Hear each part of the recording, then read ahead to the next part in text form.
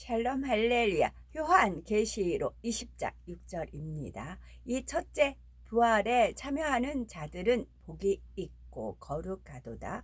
둘째 사망이 그들을 다스리는 권세가 없고 도리어 그들이 하나님과 그리스도의 제사장이 되어 1000년 동안 그리스도와 더불어 왕노릇하리라. 아멘. 에덴 공간에서 진행되는 본격적인 7년 혼인잔치와 혼인잔치에 들어가려면 어떻게 해야 하는지, 그리고 주님의 지상, 재림과 천년왕궁에 대해서 살펴봅니다. 7년 혼인잔치를 하는 에덴의 공간에는 구원받은 모든 성도가 들어갈 만큼 거대한 성이 있고 그 안에 온갖 아름다운 장식과 오색 찬란한 빛이 가득한 넓은 홀이 있습니다. 이 홀에 온영을 이룬 주님의 신부들이 도착하면 주님께서 혼인잔치의 시작을 선포하신 후 본격적인 7년 혼인잔치가 진행되는 것입니다. 혼인잔치는 모든 것이 천사들에 의해 준비되고 진행되는데 주인공인 구원받은 성도들이 잔치를 즐기는데 전혀 불편함이 없도록 하기 위함이죠. 그렇다고 해서 새 예루살렘처럼 천사들을 마음대로 부릴 수 있는 것은 아니지만 잔치가 아름답게 진행되도록 시설과 장식, 음식의 공급 등 일체를 천사들이 담당하는 것이죠. 혼인잔치 때 먹는 음식은 이 땅의 음식이 아니라 입에 넣으며 눈 녹듯이 녹아드는 각종 과일과 에덴에 있는 음식들입니다. 에덴에 있는 음식들이요. 또한 하나님의 보호자로부터 흘러나오는 달고 단 생명수를 마시며 끊이지 않는 찬양 속에 계속되는 것입니다. 전사들은 아름다운 찬양에 맞춰 멋진 무용을 보여주기도 하고 분위기를 항상 즐겁게 해주죠. 이렇게 전사들이 춤추고 찬양하는 것을 그냥 보고만 있는 것이 아니라 우리도 주님과 함께 대화하거나 찬양하고 춤추며 하나님의 이름을 송축하게 되지요. 그런데 혼인잔치 때 주님과 한 상에 앉아 함께 음식을 먹으며 가까이 머물 수 있는 것은 아무나 할 수 있는 것이 아닙니다. 주님의 제자들처럼 주님을 지극히 사랑함으로 주님을 위해 자신의 모든 것을 잃는다 해도 끝까지 주님께서 가신 길을 갔던 믿음의 사람들만이 주님과 한 상에 앉아 먹고 마실 수가 있는 것이지요. 설령 화면을 통해 본다 해도 마치 자신이 주님과 함께하는 것과 같은 위로와 사랑을 느끼게 되므로 모두가 행복하고 평안함 가운데 혼인잔치를 이룰 수가 있는 것입니다. 그리고 함께하고 싶었어도 여건상 함께하지 못했던 이들과도 마음껏 사랑의 대화를 나눌 수가 있죠. 하지만 주님이나 온영을 이룬 분들을 보고 싶다 해서 개인적으로 마음대로 초청할 수 있는 것이 아니, 가족이나 지인 중에서 먼저 소천한 분들이나 선지자들과 사도들을 만나 얼굴을 익히면서 더 충만함을 느끼게 되기도 합니다. 하지만 주님이나 온영을 이룬 분들을 보고 싶다 하여 개인적으로 마음대로 초청할 수 있는 것이 아니므로 반드시 어떤 절차에 따라 허락을 받아야 하지요. 또한 전체가 모인 가운데 사도 바울이나 아브라함, 엘리야와 같은 믿음의 선진들이 간증이나 말씀을 할 때는 직접 가까이에서 보고 듣는 이들도 있지만 화면을 통해서도 모든 이들이 볼 수가 있습니다. 혼인잔치는 7년 동안 매일 성 안에서만 잔치를 하는 것이 아니라 성 밖에서도 행복한 시간을 가질 수가 있어요. 성 밖에서는 숲과 나무와 꽃과 새들을 벗삼으며 마음껏 자연을 즐기는 시간을 갖게 되지요. 사랑하는 사람들과 함께 담소를 나누며 아름다운 꽃들로 예쁘게 단장된 길을 걷기도 하고 함께 대화하고 춤추며 찬양하기도 합니다. 또한 사랑하는 사람과 혹은 주님과 함께 호수에서 배를 탈 수도 있고 수영도 하며 갖가지 게임과 오락도 즐깁니다. 이 외에도 상상을 넘어서는 기쁨과 즐거움을 맛볼 수 있는 많은 것들이 하나님의 배려로 마련되어 있지요. 천국의 삶처럼 모든 것을 자유롭게 행할 수 있는 것은 아니지만 에덴이라는 주어진 공간 안에서는 질서 가운데 자유롭게 산책도 하고 보고 싶은 사람도 만날 수가 있는 것입니다. 이처럼 7년 혼인 잔치가 벌어지는 동안은 그곳이 불이 꺼지지 않지요. 물론 에덴은 빛의 영역이기에 당연히 밤이 있는 것은 아니지만 여기서 불이 꺼지지 않는다는 것은 이 땅에서처럼 잠을 자야 하거나 쉬어야 하는 것이 아니라는 의미입니다. 아무리 즐겨도 지치지 않으며 오히려 즐거움과 충만함이 더해만 가지요. 그래서 시간의 흐름도 느끼지 못한 채 7년이라는 시간이 마치 7일 또는 7시간처럼 순간에 지나갑니다. 설령 휴거되지 못하고 이 땅에 남아 환난으로 고통받고 있는 가족이 있다 해도 7년 혼인잔치 동안은 생각조차 나지 않을 만큼 기쁘고 즐겁게 지나가는 것입니다. 공중에서 7년 혼인잔치가 진행되는 동안 지상에서는 7년 동안 지옥 같은 시간이 펼쳐집니다.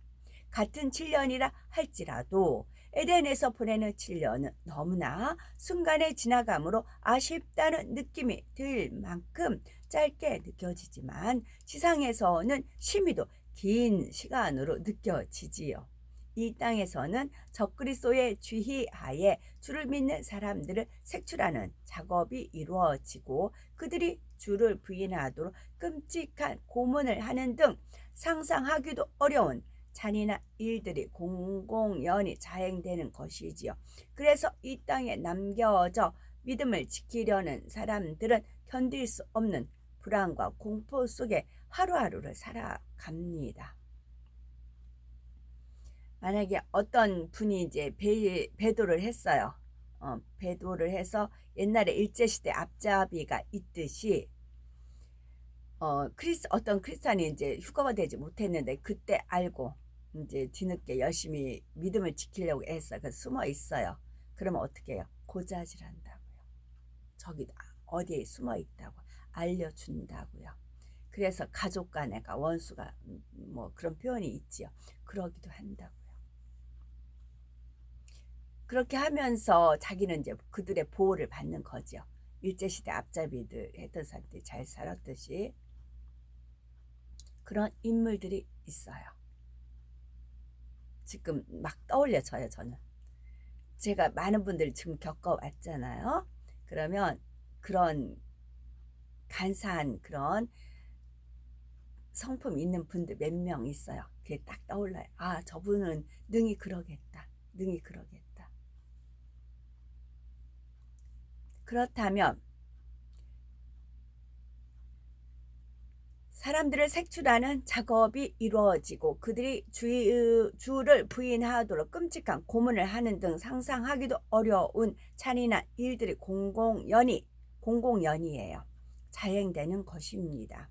그리고 이 땅에 남겨져 믿음을 지키려는 사람들은 견딜 수 없는 불안과 공포 속에 하루하루를 살아가야 하지요. 그렇다면 이 땅에 남지 않고 혼인잔치에 들어가려면 어떻게 해야 할까요? 늘 깨어 기도함으로 영적인 기름을 넉넉히 준비해 두어야 합니다. 마태복음 25장의 10처녀의 비유를 보면 10처녀가 다 등을 들고 신랑을 맞으러 갔는데 그중 슬기로운 5처녀는 기름을 넉넉히 준비해 갔지만 넉넉히 미련한 5처녀는 그러지 못했습니다. 서서히 여유 있게 넉넉히 신랑이 더디 오므로 등에 있던 기름은 줄어들게 되었는데 슬기로운 다섯 처녀는 기름이 넉넉하여 아무런 문제가 없었지요. 이윽고 신랑이로다 맞으러 나오라는 소리가 났을 때 슬기로운 다섯 처녀는 곧바로 나가 신랑을 맞았지만 미련한 다섯 처녀는 그제서야 기름을 사러 갔다가 결국 혼인잔치에 들어가지 못했던 것입니다. 하나라도 더 말씀을 드려야 믿음으로 받는 분들은 더 기름 준비를 단단히 넉넉히 하시겠지요. 전에 말씀드린 바 있고 제가 이제 결혼을 육적으로 결혼할 24살 결혼할 때 제가 준비해서 가야만 했다고 했어요. 새 어머님이 계시니까. 그래서 뭘 어떻게 살지 모르잖아요. 그랬을 때 서점에 가니까 이제 결혼할 때 이렇게 준비하는 그 목록이 있더라고요. 그 목록. 그래서 이 목록을 하나하나 체크를 해가면서 구입을 했어요. 이게 허다못해 쓰레바지, 쓰레통, 쓰레기통까지 다 그렇게 해서 다 구입을 했었어요. 거기에 나온 명록은 다 이제 구입을 했었습니다. 그렇게 스스로 준비해서 갔어요. 기도 중에 하나님께서 너가 육적으로 그렇게 준비했지 않았느냐 영적으로도 그렇게 준비한다. 그 표현이 있어요. 그것은 무엇이냐면 제가 이제 기도할 때 방언 기도할 때 워워워워 하는 그 장면이 있어요. 그거면 이제 혼인 잔치 때 그 신부가 쫙 입장을 하잖아요. 그럼 이제 하객들 있고 천사들이 쫙 있잖아요. 그럼 천사들한테 지시하는 내용이 있어요. 우리가 기도하는 건 천사들이 받습니다. 그리고 향해 하나님 앞에 올라가고 하나님께서 받으시고는 그 기도 내용에 따라 천사들한테 제시를 하는 겁니다. 직통이라는 것도 있잖아요. 그래서 제가 워워하면 저는 제 앞에 혼인잔치 때 친부가 쫙 가는 그 길이 보이고 이제 꽃 잔치들이 있고 그러면서 천사들한테 명하는 거예요. 하달이에요. 천사들한테 하달을 합니다. 이렇게 하라. 하달을 한 천사들은 순종하게 되어 있잖아요. 누군가 명령에 의해서 움직여집니다. 천사는요. 우리는 자유의지 때문에 우리가 기도하고 싶으면 하고 하기 싫으면 안 하고 뭐 그렇게 자유의지가 있지요. 천사는 아니에요. 누군가는 명령을 내려야 됩니다. 누군가는 명령을 내려야 그 명령에 따라서 움직입니다. 그랬을 때 하나님께서 어떻게 해요? 저 아는 지쳐도 그랬던 것 같아요. 누구를 결혼시키는데 돈을 딱 앵겨주더라고요. 만약에 1,000,000원이면 1,000,000원 딱 주고는 네가 원하는 농하고 뭐 그때 폐물이었던 것 같아. 그런 거 가서 사라고 직접 돈을 주더라고요. 알아서 네 취향에 맞는 앞으로 네가 살 집이니까 앞으로 네가 살아야 될 그런 가정이니까 네가 원하는 스타일로 네가 알아서 살아 하면서 돈을 그냥 주더라고요. 그래서 그 사람이 뭐 폐물 이렇게 맞추고 그런 거를 제가 들은 바가 있어요. 그런 식으로 하나님께서도 그래요. 제가 원하는 스타일로 예식장을 꾸며라는 겁니다. 네가 원하는 대로 예식장을 꾸며라. 네 마음에 쏙 들게. 그래서 그래서 하나님의 그게 이제 저한테 배려이신 거예요. 하나님께서. 물론 하나님께서 하시는 영역이 있으십니다. 전체적인 손님은 누가 접대요? 하나님께서 초청을 해서 하나님께서 준비를 하시지요. 그러나 제 영역은 만약에 웨딩드레스 한다면 제가 원하는 걸 제가 고르잖아요. 아버지가 이거 어떠니 몇 개를 놓고 그렇게 하실 수는 있지만 제가 원하는 걸 제가 고르는 겁니다. 제 영역이 있어요. 그거를 천사들한테 명합니다. 그게 방언기도도 일부 나가요. 그게 몇 년 계속 쭉 해왔던 겁니다. 눈앞에 그 환상이 보여지면서 그런 기도를 하고 있어요. 구체적으로요. 그래서 제가 드리는 말씀의 요점은 서서히 여유있게 넉넉히 기름 준비를 하시라고요. 만땅으로 채우시라고요. 또 좀 떨어질까 하면 또 채우고 그러시라고요. 그래서 주님이 언제 오신다 하더라도 경외함과 두려움으로 하나님을 기쁘게 섬기는 히브리서 12장에 나오는 그런 마음을 가지시면 좋다는 거지요. 딸랑딸랑 불안불안하지 마시고요. 지금 가만히 있으면 뒤로 물러가면 침눈에 빠진 자 될 수밖에 없답니다. 그래서 반드시 이날은 와요. 기도한 거는 응답이 되잖아요. 저는 그런 기도를 시키신다고요, 하나님께서.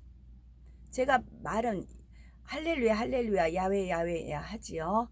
그러나 그 앞에는 천사들이 바삐 움직인다고요. 그리고 저는 좀 모자라서 또 확인하고 그래요. 저는 모자라서 한번 딱 시키고 그게 아니고, 그러니까 또 정비가 한 번밖에 없잖아요. 그래서 혼인 때 돈 많이 들어도 예식을 화려하게 하는 이유가 뭐예요? 일평생에 하나밖에 한 번밖에 없기 때문에 그렇게 화려하게 예식을 치르는 거잖아요. 마찬가지 혼인잔치도, 신령 혼인잔치도 마찬가지입니다. 그리고 한 가지 확실한 거는 새 다른 방법도 있겠지만 제가 아는 바는 이스라엘에 이렇게 네모나게 하는 거 있죠, 예식. 그것이 있고요. 또 하나는 우리나라 구식 있죠. 신랑 사모 쓰고 여자 쪽들이 쓰는, 물론 보석입니다. 전부 다 비단 보석입니다. 그 예식이 한 번 있고요. 우리가 평상시 아는 그냥 흰 드레스 입고 그 예식 세 차례는 합니다. 그 외에 또 있을 수 있겠죠. 제가 아는 수준에서는 그렇게 있습니다. 그래서 하나님은 철저히 준비하고 계세요. 내가 안 보이니까, 내가 아니니까 아니에요. 그건 본인들 생각이에요. 하나님은 앞으로 가십니다. 왜? 하나님의 참된 안식이 있으세요. 1000년 동안 그 안식을 위해서 하나님은 달려가시고 주님 또한 마찬가지이십니다. 그 앞에 있는 즐거움을 참으사 그 앞에 있는 기쁨, 즐거움을 위해서 부끄러움을 갖지 않으셨던 이유가 있으셨던 겁니다. 그냥 거저 방어기도 그게 아니에요. 지금까지 쭉 해왔던 겁니다. 그렇다면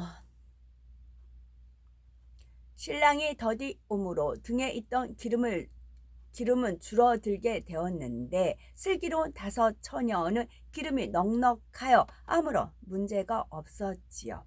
이윽고 신랑이로다 맞으러 나오라는 소리가 났을 때 슬기로운 5 처녀는 곧바로 나가 신랑을 맞았지만 미련한 5 처녀는 그제서야 기름을 사러 갔다가 결국 혼인잔치에 들어가지 못했던 것이지요. 다음으로 혼인잔치에 들어가려면 부지런히 마음에 할례하여 혼인잔치에 들어갈 예복도 준비해 놓아야 합니다. 마태복음 22장에서는 예수님께서는 우리가 예복을 준비하지 않으면 결코 혼인잔치에 함께 할 수 없음을 비유로 말씀하고 계시지요.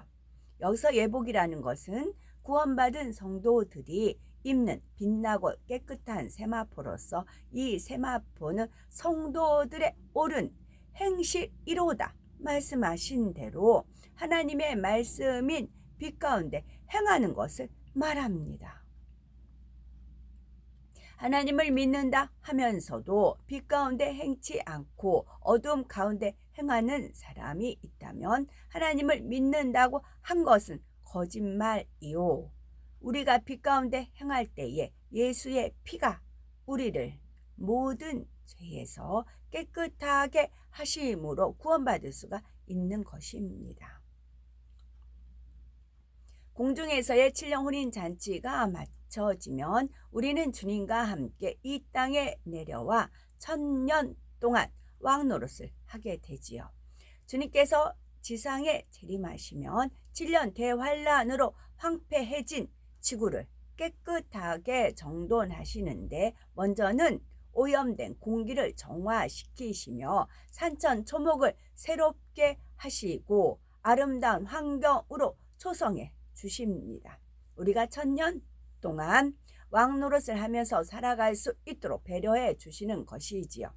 이것은 6일 동안 천지 만물을 지으시고 7일 7일에는 안식하셨던 하나님의 섭리 가운데 이미 처음부터 정해져 있던 과정입니다. 아울러 이 땅에서 1000년 동안 왕 노릇을 함으로 경작받았던 이 땅에 대한 아쉬움이 남지 않도록 배려하신 것이지요. 그리하여 1000년이라는 세월 동안 이 땅에서 주님과 함께 왕 노릇하면서 그동안 가보지 못했던 세계 곳곳을 다니며 행복과 기쁨을 마음껏 누리게 됩니다. 그런데 이때 지구에는 7년 환란 때 살아남은 육의 사람들도 있어요. 주님과 함께 혼인잔치에 동참했던 영의 사람들도 이 땅에 거하기는 하지만 육의 사람들과 함께 사는 것이 아니라 왕들의 성과 같이 구별된 곳에서 살게 됩니다.